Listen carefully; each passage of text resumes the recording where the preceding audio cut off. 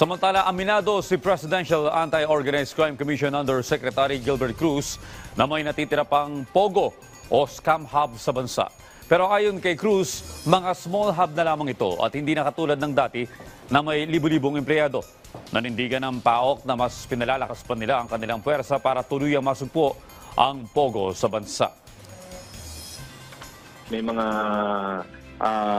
platforms tayo na pinapasok kung saan nandoon yung mga POGO workers nag-uusap-usap. Doon nagkakaroon tayo ng mga intel na pwede natin gamitin para mahuli sila. But the same modus pa rin ang gamit nila. No? Sa recruitment, gumagamit pa rin sila ng internet, nagpo-post pa rin sila sa mga WhatsApp, sa mga communication platforms like yung sa FB, minsan nagpo-post sila dyan.